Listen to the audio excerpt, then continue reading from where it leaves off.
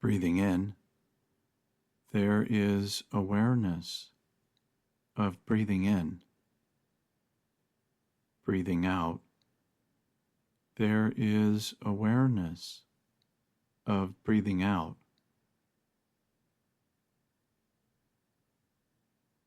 Breathing in, breathing out.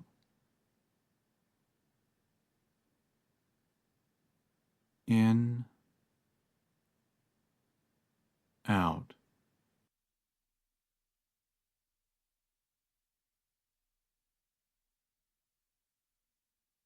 Where do we suffer? The physical body and psychological mind.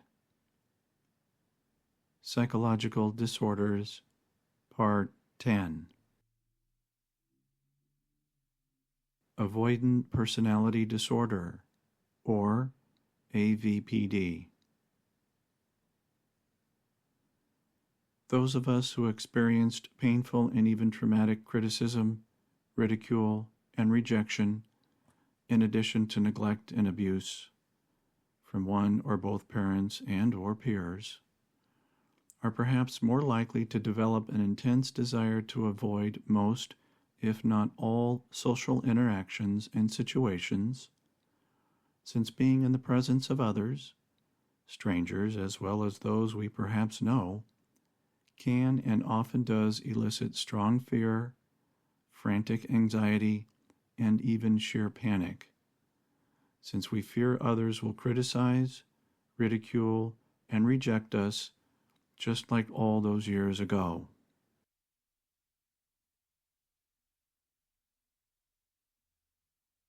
Experiential avoidance.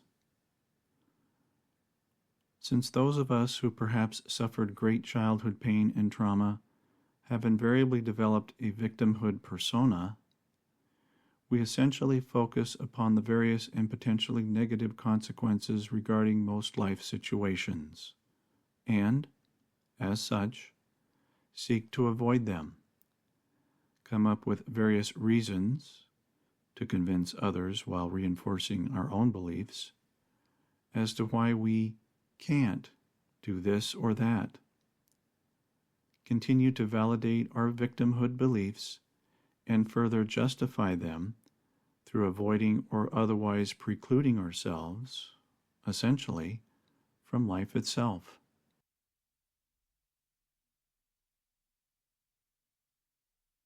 Obsessive-compulsive avoidance. Perhaps many of us experiencing and potentially suffering from avoidance issues also experience and further suffer from obsessive-compulsive tendencies, if not outright obsessive-compulsive disorder, because we become highly worried and possibly quite anxious regarding upcoming situations, events, and even people, their potential moods, attitudes, or reactions, and seek to avoid them through obsessive thoughts and compulsive behaviors in efforts to control or otherwise limit their perceived psychological impacts.